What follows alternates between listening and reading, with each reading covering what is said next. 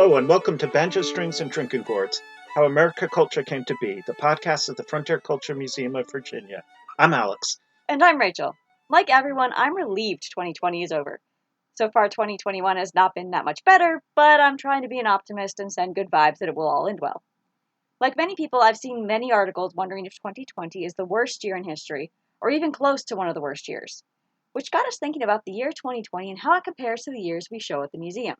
Sadly, I am a sucker for reading these articles, and consequently, I am now convinced every year in the past was horrible. These articles usually are not good history, but they are very interesting to read and get you thinking about the past. Now, the key part of living one of these worst years is it typically has to be bad everywhere in the world. But there are exceptions for horrific years in particular regions. Hurricane Katrina was an awful event and life-changing for the people of New Orleans and the Gulf Coast, but it was not an awful year for everyone in the United States. Yet some years really stand out for being terrible for everyone. In recent history, the World War II years were horrible and on a global scale. Yet even in World War II, not every country suffered the same. The United States, as compared to, say, Poland, suffered casualties in human cost, not near economic and agricultural annihilation. Let's do a quick overview of 2020 and see how it stacks up in awfulness. In no particular order, we have Australia on fire. COVID-19, the first true pandemic since the Spanish flu outbreak in 1918. Lockdowns all over the world. COVID-19 recession. The ice caps melting at the fastest rate ever. Civil unrest in the United States. California and the Pacific Northwest on fire. Lots and lots of hurricanes. Volcanoes such as Taal volcano in the Philippines, Mount Semeru and Sinabung in Indonesia, and Mount Etna in Sicily. Really an average year volcano-wise. Earthquakes in Mexico and Turkey. Actually, a below average year for earthquakes, and no earthquake was above 8 in magnitude scale. The Beirut explosion. Locusts in Africa. Swarms the size of Rhode Island. Racial tensions in Asia. Unrest in Hong Kong. And murder hornets. The pandemic was on a global scale, and with the rate of vaccinations picking up, the worst I hope might be behind us. As a quick comparison, let's see how 2020 compares to what many historians and writers considered the worst year in recorded history, and that is the year 536. Volcano eruptions in 535 set off a volcano winter for most of 536, possibly a worldwide dimming of the sun causing massive drops in temperature and crop failures. This is speculative, and it might have just been bad in Europe. This led to famines around the world. Again, speculative. The temperature drop, making certain northern zones unsuitable for farming. Historians believe that the population of Scandinavia crashed after 536 by 50 to 60%, and it seems England might also have suffered a population crash. Rome's population fell to about 40,000 compared to over 1 million the century before. The Emperor Justinian, before 536, was making good progress in reconquering the western part of the Roman Empire, and even managed to make the Mediterranean a Roman sea again when disaster after disaster hit. His armies became mired after conquering Rome because of hunger, cold, and disease. The bubonic plague hits over Africa, the Middle East, and Europe started in 541. The Byzantine Empire becomes so depleted of people, there simply are not enough people to tax or join the army to continue the wars to reconquer the western part of the Roman Empire. Now that I've got the comparison between 2020 and 536, I'm beginning to feel a bit better about 2020. Still, I wonder if any of the exhibits and time periods we show at the museum were having what we are calling worst or terrible years. I mean for their respective countries or areas we are showing and not on a global scale. Now, before we get into the topic, here's a quick overview of the Frontier Culture Museum. The museum is an outdoor living history museum with 11 exhibits. We are showing a mid-17th century house from Hartlebury, England, a mid-18th century farmhouse and barns from County Tyrone from the north of Ireland, a mid-18th century farm and barn from the village of Hurt in the Palatinate, a principality of the Holy Roman Empire, a recreated Igbo compound from the 18th century in West Africa, a recreated 18th century Eastern Woodland Indian settlement, a recreated 1760 frontier farm from the Shenandoah Valley, an 1820 farmhouse from Timberville, Virginia, and an 1850 house barns and outbuildings from Botetourt County.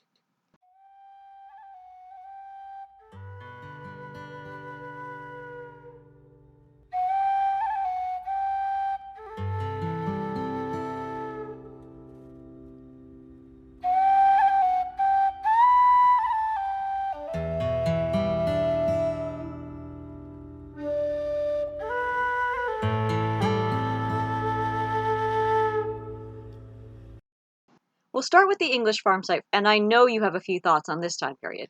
The 17th century was not a good century for the English, especially in the mid-century. The simple answer would be for these years it was awful for just about everyone because of the Civil War, high taxes, depression, and political uncertainty. Yet you have a year picked out. What is it?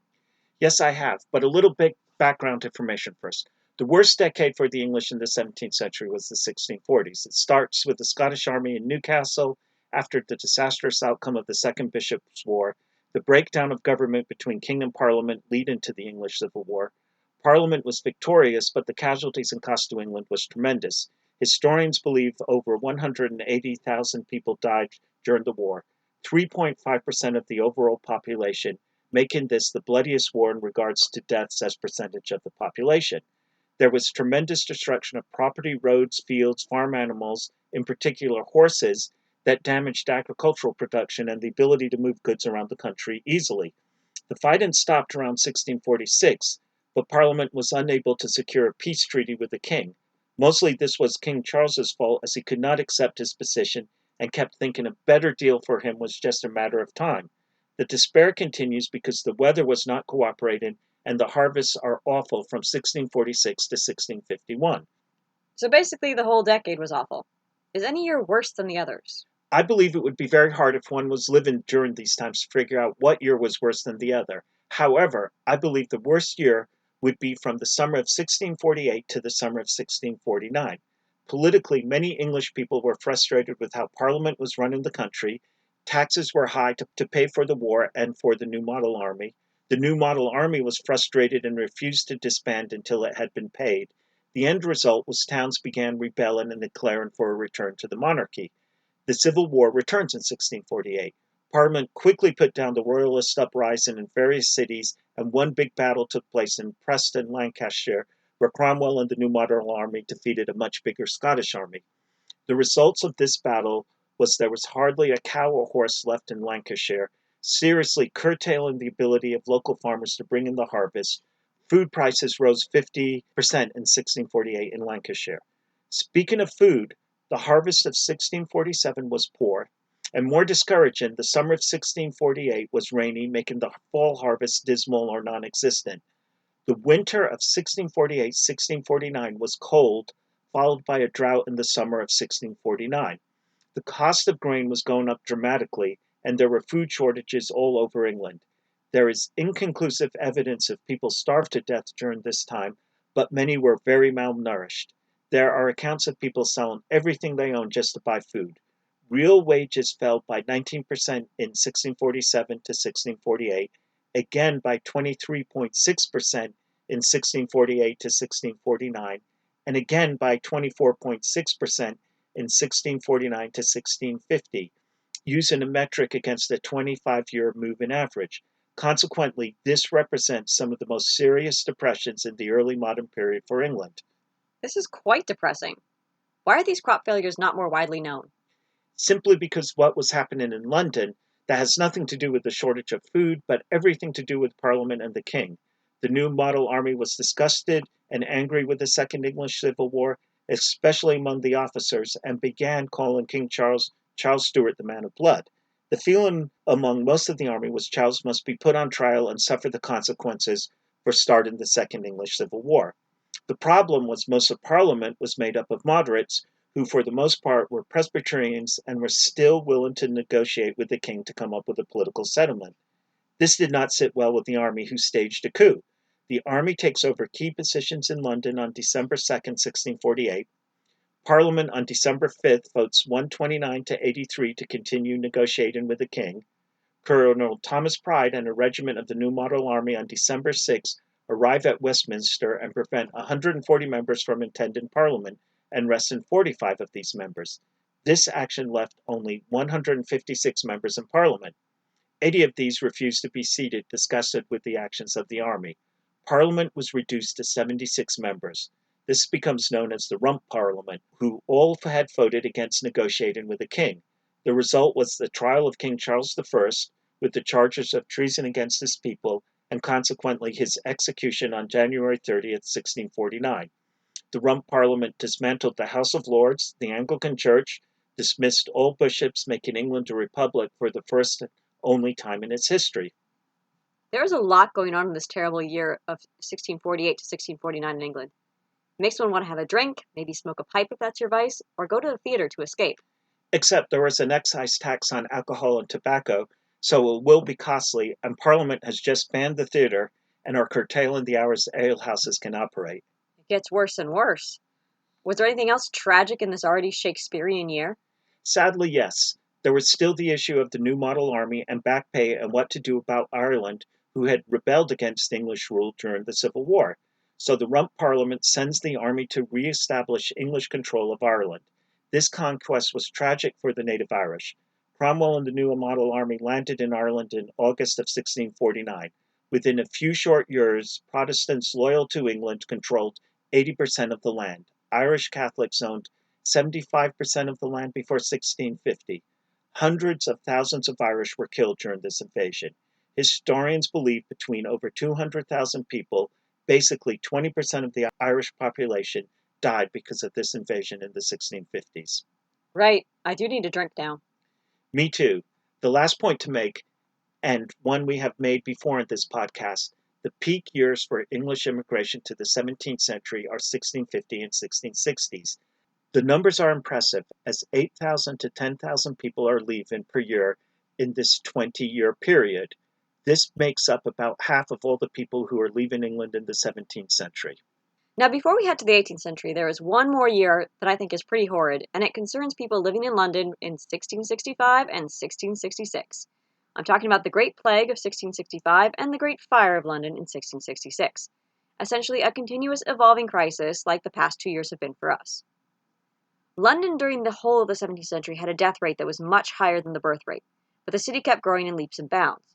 London's population in 1600 was 250,000. By 1665, the population was 450,000. By 1700, population was 625,000. The reason for such growth was the tremendous amount of people moving to London looking for work and opportunity. The city was crowded, filthy, and disease-ridden, but there was work, and fortunes were being made in London. Interestingly, many of the people who couldn't make it in London end up as indentured servants in Virginia.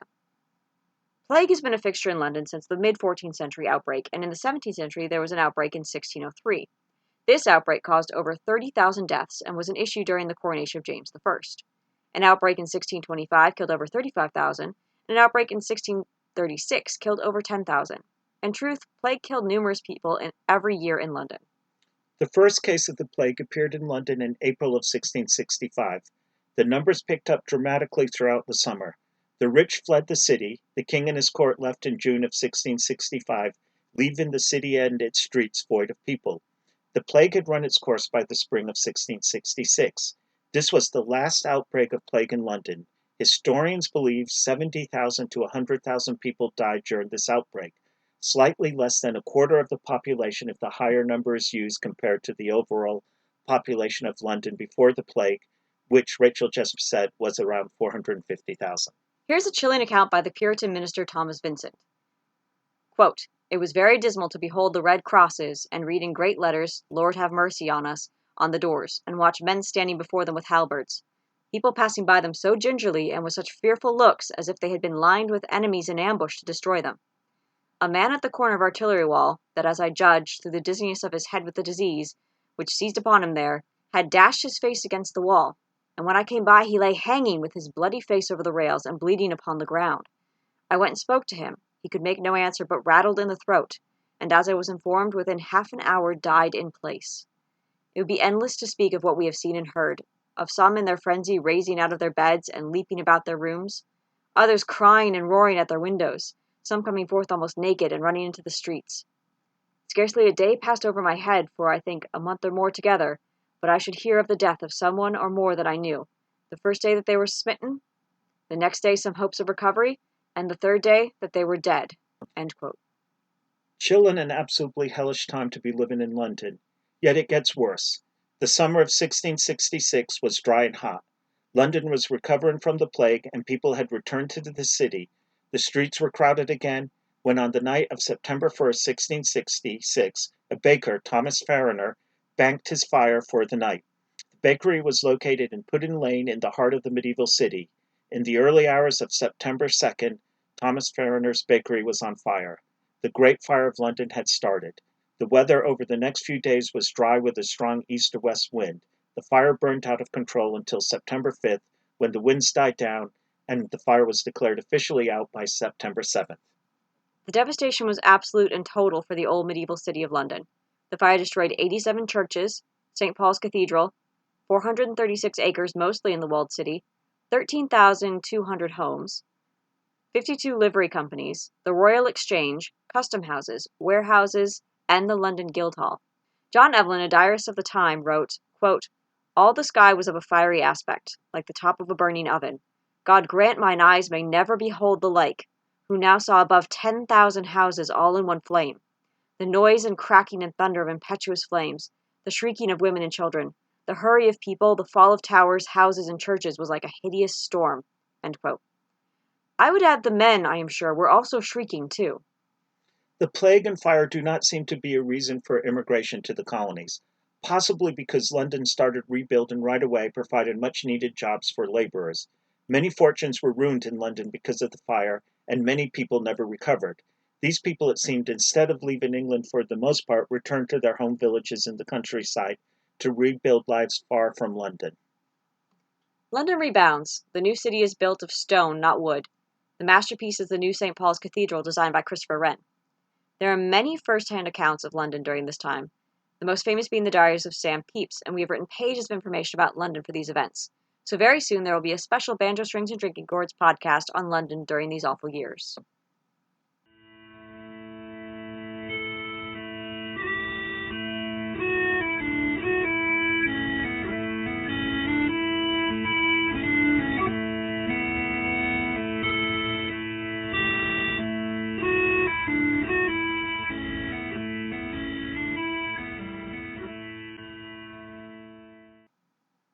Now we return to Ireland, but at the time we are shown the farm at the museum, the mid-18th century. When one thinks of worst years for Ireland, usually the 18th century is not the century one thinks of first. As we have shown early in the podcast, the parliamentary invasion of Ireland in the 1650s under Cromwell was disastrous for the native Irish, where historians believe 20% of the population died on top of the forced movement of Irish Catholics to the west of Ireland. Usually when I think of worst years for Ireland, I think of the potato famine, which lasted from 1845 to 1852, where over 1 million died due to the famine and an additional 2 million left Ireland to settle elsewhere. Really, these two events are so horrific and tragic, I hope there's not a worst year or years for the 18th century. I wish that was true, but sadly there was a famine in the 18th century called the Great Slaughter of 1740-1741. I was aware of this famine, and the results of it caused a huge uptick in the number of immigrants leaving Ireland to settle in the English colonies. But until I started reading about this famine for the podcast, I was unaware of how bad it really was. Scarily and almost unbelievable, this famine was worse than the Irish potato famine. Within 2 short years, 13 to 20% of the Irish population died because of the famine. Historians believe the population of Ireland in 1740 is 2.4 million, and 310,000 up to 480,000 died because of the famine. The potato famine resulted in 12% of the population dying over a 7-year time period. Like you, I am also shocked by how bad this famine was, and as something we talk about at the museum on the Irish farm as a push factor for immigration, yet we still do not get the severity and utter awfulness of the years 1740 to 1741. Unlike the potato famine, this famine starts with a cold winter in 1740. Yes, the cold started in December 1739. A block in high pressure becomes fixed over Western Europe, causing extremely cold temperatures all over Europe. This frost, really not a frost, but more like an Arctic chill, lasted 7 weeks. It was so cold in Ireland, the rivers froze. Dublin Harbour froze, stopping shipping, including much needed coal from England.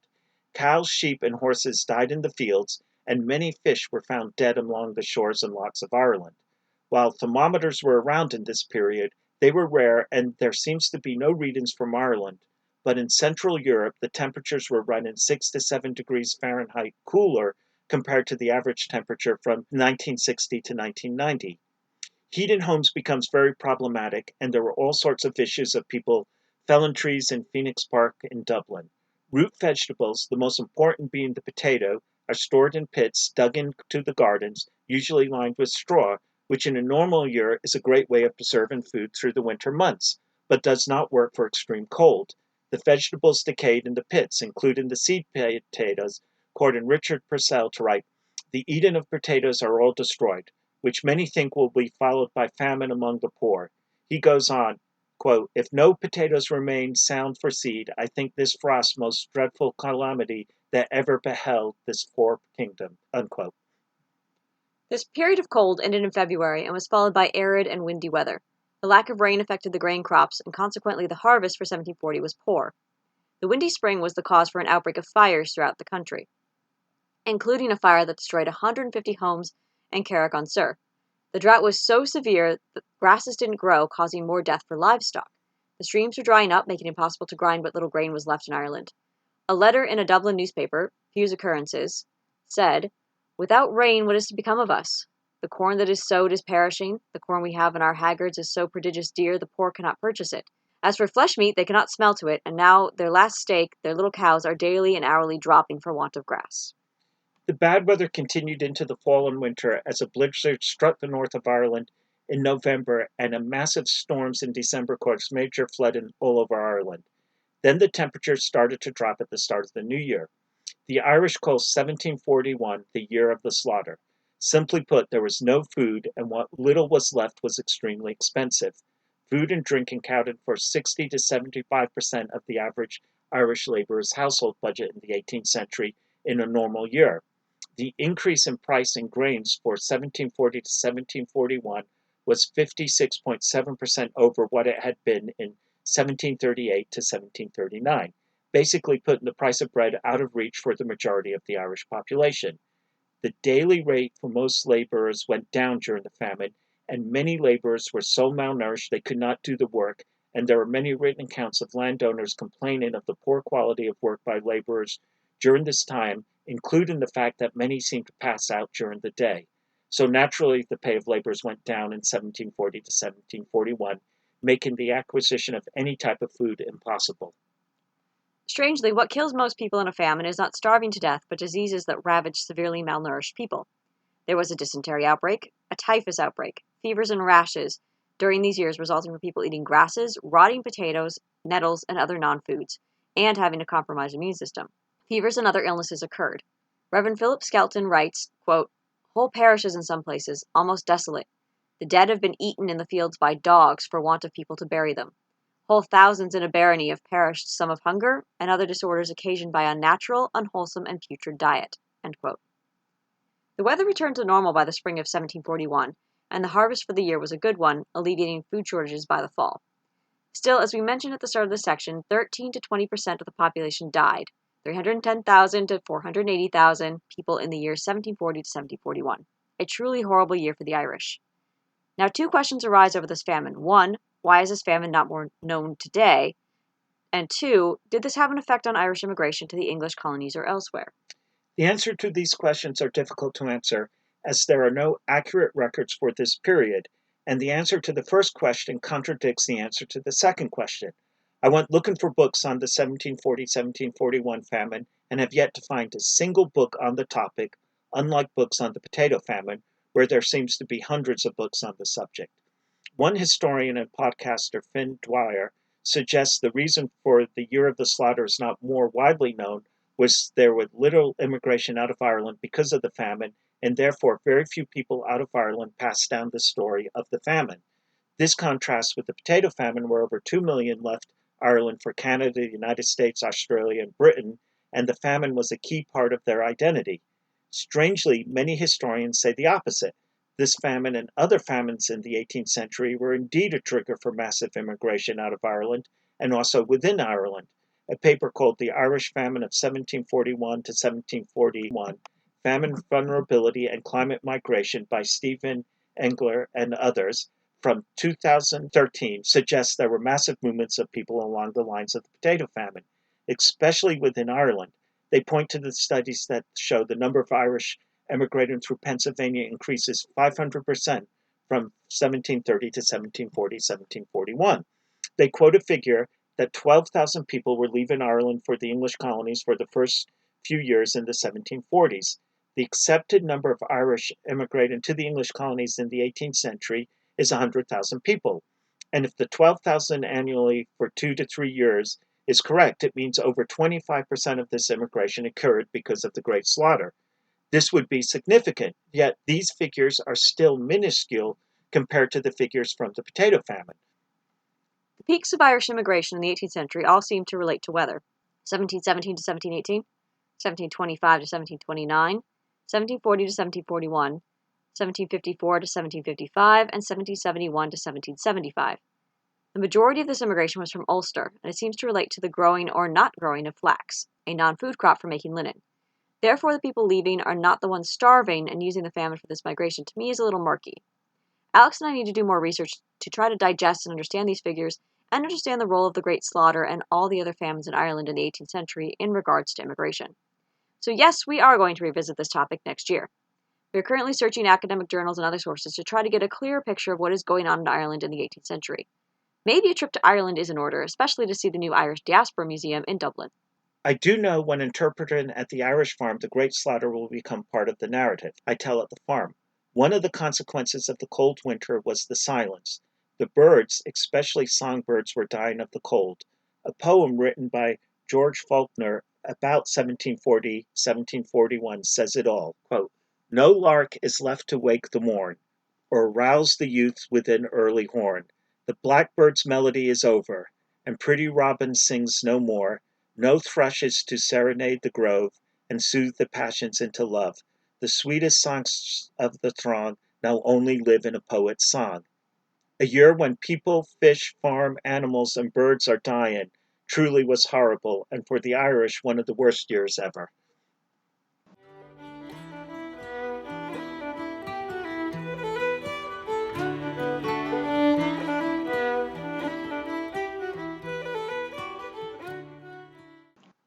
Moving on to Germany, of course, many of the weather and economically driven bad years are the same as in England and Ireland, seeing as how geographically close those nations are. For example, 1740 to 1741 was a horrifically bad year with famine and drought across the board, and led to not only Irish but also Germans fleeing Europe for the colonies in droves in the years that followed. The bulk of Palatine immigration to the New World started in the latter half of the 1740s, as peasants had to work for a number of years to acquire the funds to make the expensive trip. Not only did they need to pay their fare or become redemptioners, people who either bought goods specifically to sell in the New World to immediately pay back their fare, or became indentured upon arrival, but peasants were required to pay a manumission tax to their lord in recompense for their loss of labor, and they had to pay tolls as they crossed principality borders going to the coast. No wonder the colonies had a population boom right before the Revolution. Were there any other extremely bad years in Germany? Most definitely. The winter of 1708 to 1709 was extremely detrimental to German peasantry. Really, this one affected the whole of Europe, similarly to the cold of 1739 we just discussed. But the Rhineland-Palatinate region was particularly hit hard by the cold winter of 1708 to 1709. Known as the Great Frost in England, 3 months of bitter, deadly cold that has not been seen since affected everyone across the continent. The extended and deep cold also ushered in famine and economic depression. Some of England's economists looking at historic Bank of England records actually speculated this past February that the economic crisis sparked by COVID-19 is similar to the one driven by the Great Frost in 1709, something that even 2 world wars couldn't claim. The cold snap of 1709 was cold enough in the Alpine region that wolves descended into villages, trees imploded from the deep freeze, and bread froze in people's homes, needing to be cut with an axe. That's a great way to lose your teeth. Temperatures were recorded as consistently around 5 degrees Fahrenheit in Germany. This had the unfortunate side effect of killing the winter wheat and rye crops, contributing to continued panic as famine struck later in the year, thanks to the lack of flour. Animals were recorded as dropping dead in barns and fields, so there was an even larger dearth of meat throughout the rest of the year than was normal in the peasant diet. Animal byproducts like meat, cheese, and wool were likewise unavailable, simply due to the lack of animals. Trade was at a standstill as waterways froze and people froze to death simply walking between villages. One contemporary account published in the journal Philosophical Transactions dated to 1709 stated that in Germany there was no water below ice. All liquids were frozen solid, and the risk of frostbite was instantaneous. The same account also quoted a letter from a renowned doctor who expressed concern about the effects of extreme cold on people's eyes and the penetration of the cold into the optical nerves. The rivers froze so quickly, boats and animals were stuck in the ice and died. The Rhineland was also hit by mass immigration of people in 1710 and 1711, fleeing from the continued economic depression due to the preceding extreme cold and famine, killing thousands in Germany alone. Nearly 4,000 Palatines immigrated to New York alone in 1710. Only about 3,000 of them arrived safely, but that was a massive number of immigrants from one particular population. With as cold as this past winter was for us, we can be grateful it wasn't that bad. Well, not down in Virginia at least. Up north, temps this year were considerably below zero, even colder than the Great Frost. At least we now have modern houses and heating. What else do you have for us? Surprisingly, this one is not about a natural disaster, but a disease, and one that didn't originate in Germany, but was brought about by the poor conditions on board ship. German immigrants seem to have suffered the harshest conditions on the voyage from Europe to the colonies. German peasants, already struggling under the lingering feudalism of the Holy Roman Empire, relied on accounts of neighbors to decide whether to take on the perilous journey or attempt to answer Empress Catherine's call for settling along the Volga. And honestly, quite a few of the letters described prohibitively dangerous or uncomfortable conditions. A study based on a large sample of remaining ship documents has indicated that overall, the voyages themselves were no more dangerous than other colonial ships, and a far cry below the mortality rates of slave ships. The major problem facing German immigrants was the outbreak of disease. Philadelphia, the major port of call for German immigration in the 18th century, instituted laws regarding quarantine and health checks primarily aimed at vessels carrying German passengers. Increasing numbers of German immigrants were cause for concern, both in the Dutch and English ports of embarkation and the American recipients of the tidal wave of thousands of Germans. These Germans, unlike the earlier immigrants of the late 17th and early 18th centuries, were redemptioners, or individuals traveling for no cause other than the possibility of a new life, and were sworn to pay back the cost of the voyage. There were many reports of poxes and bloody fluxes, two common phrases for a host of diseases which were common amongst the ships carrying German immigrants, but the year 1738 seemed particularly bad for those chancing a journey to the colonies. Bad weather and bureaucratic delays, as well as refitting ships to hold more passengers than comfortable, meant that disease spread quickly among the shipbound and tightly packed passengers. The Oliver had taken 180 passengers in 1736, yet was overburdened with over 300 in 1738. Fevers, likely typhus, abounded on multiple ships with passengers originating from the Palatine region, giving rise to a so-called Palatine fever. The year was so bad for immigrating Germans that it was called the Year of the Destroying Angels by the colonial Germans. A letter from Germantown, Pennsylvania to Wittgenstein said, quote, "Es ist ein graulicher Engel des Jahr unter den Reisenden gewesen," or "It has been a year of strangulating angels among the travelers," referencing Psalm 78. Of the 14 ships that made it across the ocean that year carrying German colonists, over 1,800 died on the ships. Reporting on the arrival of the St. Andrew, a letter stated, quote, "The ship lost near 160 persons, and another one that arrived the day before, more than 150. And one that came in the following day, only 13 healthy people are said to remain. Still another one arrived, meanwhile, on which out of 300 freights, only 50 are left. Most of them died from dysentery, head sickness, and violent fever, also some captains and many seamen. Altogether, of 15 passenger ships, only 2 seem to have arrived with the people tolerably healthy and well." End quote. More perished shortly after coming ashore and spread the disease to the people caring for them through the bites of infected body lice. Untreated or severe cases of typhus caused death in 9 to 18 days. As you can imagine, this didn't endear the German immigrants to the English majority and started an anti-German bias that would last the next several decades, pushing newly arrived Germans further and further south and west. The hellish experience these German settlers experienced on ships is a fear of mine. Being trapped on a ship with everyone getting sick, I can think of nothing worse, and it's eerily similar to COVID-19 cruises of last spring. This reaffirms my decision to never take a cruise or on a ship.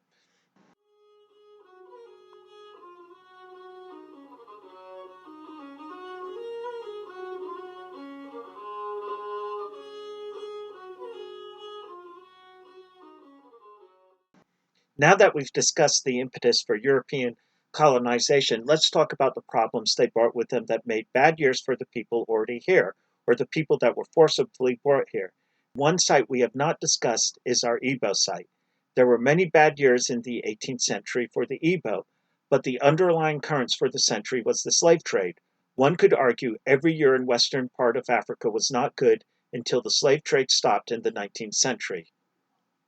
Similarly, trying to figure out which years were the worst for Indians is a Herculean task, even when we circumscribe the geographical area to the eastern woodlands. However, we can trace the beginning of the majority of centuries of indignities and conflict.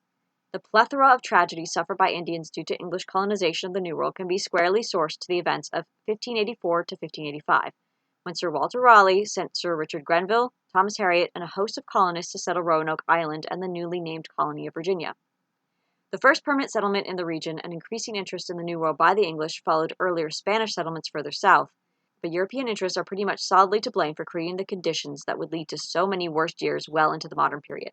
While initial relations between the Eastern Woodland groups and the English were hospitable, tensions rose.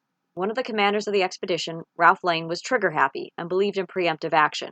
He eventually ended up leading a raid that killed the neighboring chief Wingina, pretty much obliterating any sense of goodwill. Following a series of disasters for the English, that may have been the end of colonial excursions had it not been for Thomas Harriot's 1588 publication, titled A Brief and True Report of the Newfound Land of Virginia, of the commodities there to be found and to be raised, as well as merchantable, as other for victual, building, and other necessary uses for those that are and shall be the planters there, and of the nature and manners of the natural inhabitants. Harriot was a scientist who had collected plants, explored the resources of the new land, and had endeared himself to the Indians. He himself was not the root cause of centuries of oppression and forced removal, but his work, that was a springboard for action. Virginia was now known, not just suspected, to be a land of plenty, ripe for the plucking for English commercial ventures. The people already living and farming there were not considered a deterrent to establishing the English Empire. There's a much deeper sense of Anglo-Indian relations that I was expecting. Tense relations pretty much right off the bat is contrary to what we tend to learn in school. Things don't really improve much over time.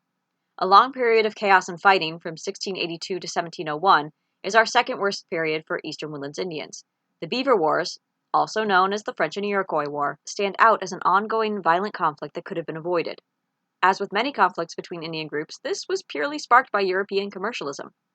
The Iroquois Confederation, consisting of the Onondaga, Oneida, Cayuga, Mohawk, and Seneca, had hunted the prize beaver nearly to extinction in their territories in the east by the St. Lawrence River. Europeans, desiring waterproof beaver pelts for their hats, placed a premium on pelts when trading for manufactured goods and firearms. In a desperate search for more pelts, encouraged by the English, the Iroquois expanded west around the Great Lakes, where they ran into the Algonquin-speaking groups, like the Lenape, already providing pelts to the French. Unlike the English, the French provided support for the often violent clashes between groups and were often responsible for burning down whole Iroquois villages and fields. The English took advantage of the fighting, largely by cementing anti-French sentiments among the Iroquois that would later have a direct impact on the French and Indian War. The English and the French continued to profit from the trade in beaver pelts until a general armistice was signed in 1701, leaving both native groups to suffer the direct casualties of the 60 years of conflict. All for a need for hats for gentlemen. They didn't care too much about collateral damage, did they? And you have something even worse for us, don't you? Yet, to round out our worst years for Eastern Woodlands Indians in the periods we cover, we need to at least bring us up to the Revolutionary War. While not a terrible year for all Eastern Woodlands groups, 1779 was particularly bad for groups that had allied themselves with either the English or the Continental troops.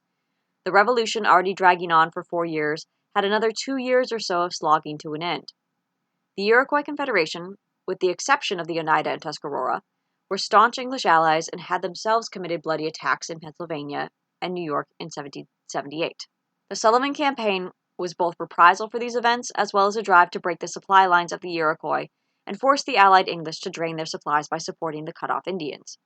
Given command of a set of battalions, including a company of Virginia riflemen, General John Sullivan planned a campaign that ran contrary to typical European rules of warfare. The objectives were stated clearly as, quote, total destruction and devastation that the country may not be merely overrun but destroyed, end quote. Washington specifically ordered Sullivan to not accept any suit for peace before, quote, the total ruin of their settlements was effected, end quote. Sullivan's forces trained in essentially guerrilla tactics, with small dispersed units bursting out of concealment with shouts, attacking hard, and then falling back. While that type of fighting didn't really work out for Sullivan's forces, the operation to obliterate Iroquois settlements was a success. With every advance, soldiers burned houses and fields and consumed anything edible, even food still cooking over fires left by Iroquois villages as they fled just before the American troops arrived. They did so with, as one letter from a soldier noted, quote, great cheerfulness, end quote. This isn't to say that the Iroquois didn't also perpetrate excessive violence towards the Continental troops, but the cycle of retaliation had grown so vicious and entrenched that it was never ending. One account relates that a group of Oneida, allied with the Continental forces, met Sullivan to plead for leniency for a nearby group of Cayuga. The Cayuga village, while previously partaking in raids against Pennsylvanians, wanted to forswear loyalty to the crown. Sullivan, however, took Washington's advice about peace as an orator and denied the Cayuga clemency. After pushing the majority of Iroquois to the British bastion of Fort Niagara, thereby forcing the British to empty their spare stores to support their starving, freezing allies, Sullivan's forces sought out any possible Indian settlement they may have missed on their trek back south. This campaign was nearly solely responsible for American absorption of traditional Iroquois land after the Revolution and the displacement of the formerly enemy groups.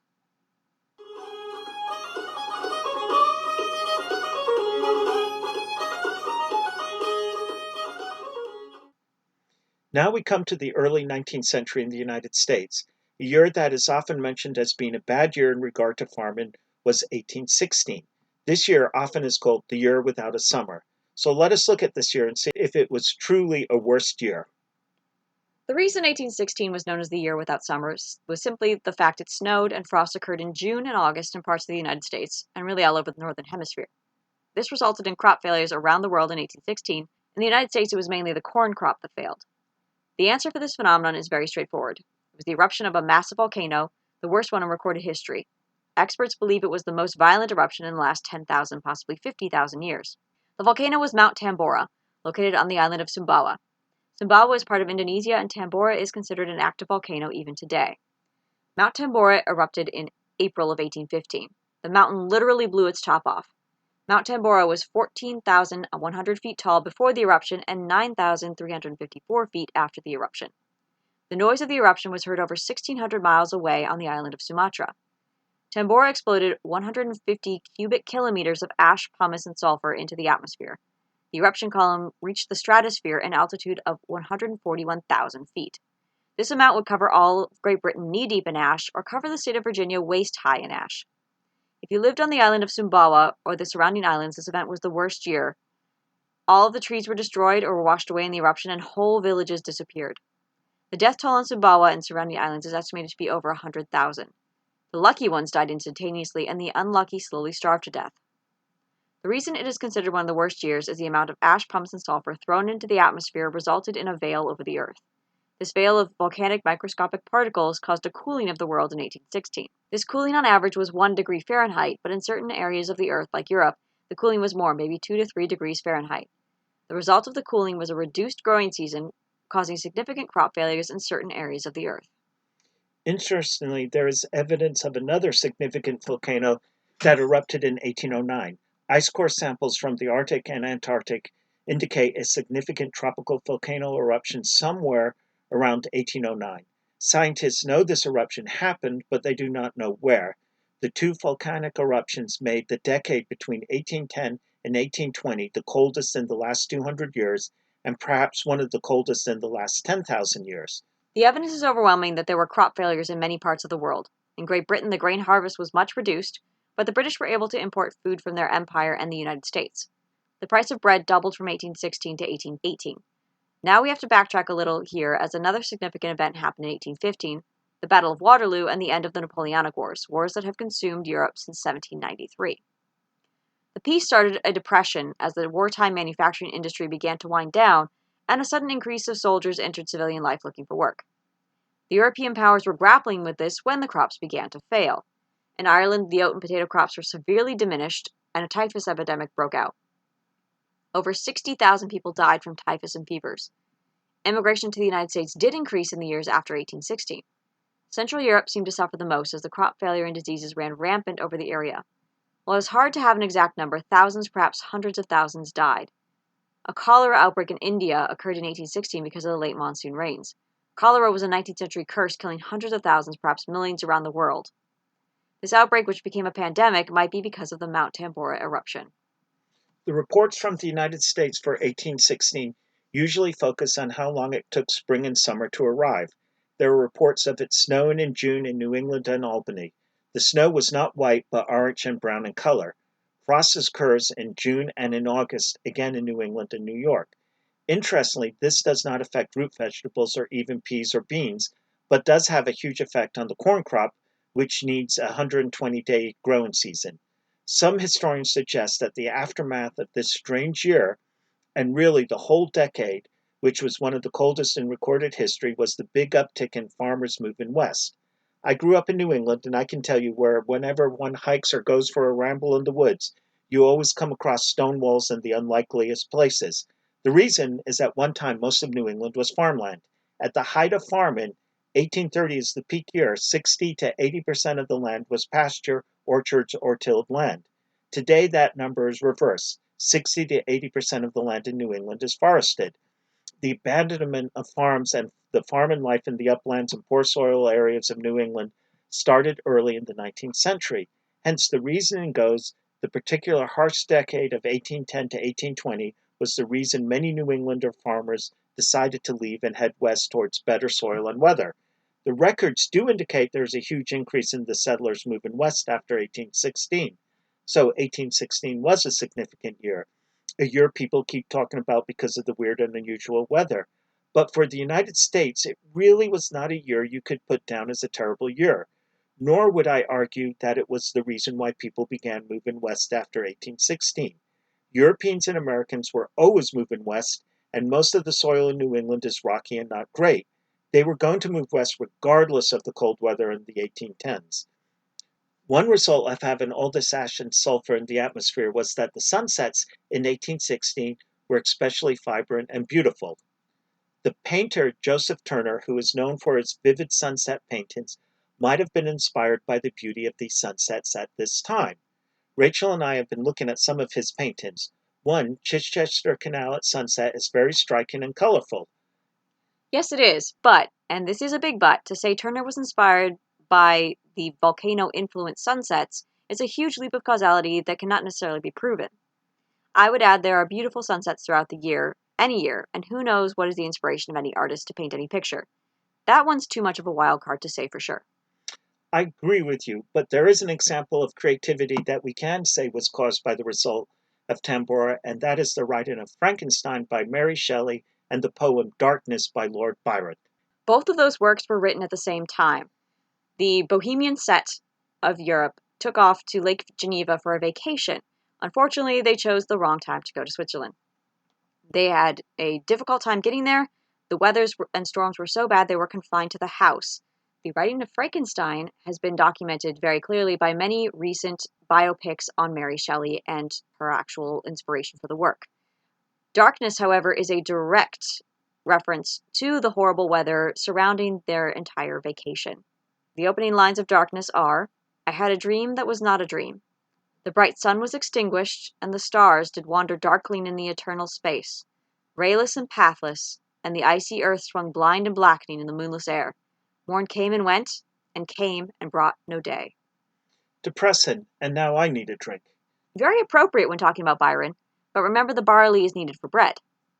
Now, of course, the American Civil War was a decidedly bad set of years, which had an atrocious death toll, not to mention the economic and political crises. That, however, is out of our time period, so we don't have to add another 45 minutes to this podcast discussing that. Looking at worse years for the sites was an interesting exercise, and yes, worse years do seem to be a major reason why people are chosen to emigrate to the English colonies and later the United States. The information is very clear in England that the awful 1640s and 1650s drove many people to leave England. The same can be said for Germany and the Irish people in the 18th century. To summarize, Europe in the 17th and 18th centuries was not the place you wanted to be. No wonder a large portion of the population migrated to the New World. Worst years in the English colonies and the new United States for European immigrants seemed to be comparatively rarer at the outset. The year without a summer might have been unusual weather-wise, but compared to the year of slaughter for Ireland, it did not seem too bad. The Native Americans, however, really had one worse year after another, as more and more settlers arrived in the English colonies. Really, it's hard to find a good year for North American Indians once they came in contact with white people. Similarly, once the Portuguese land on the Bight of Biafra, the Igbo people are continuously under stress, and an estimated 80% of the enslaved people from the Bight of Biafra were Igbo, making up about 40% of the enslaved people in Virginia. While 2020 indeed has been an awful year, and 2021 is following in its footsteps, we let you decide if it truly is a worse year. The truth of the matter is, it depends on the individual and the circumstances one finds themselves in any given year.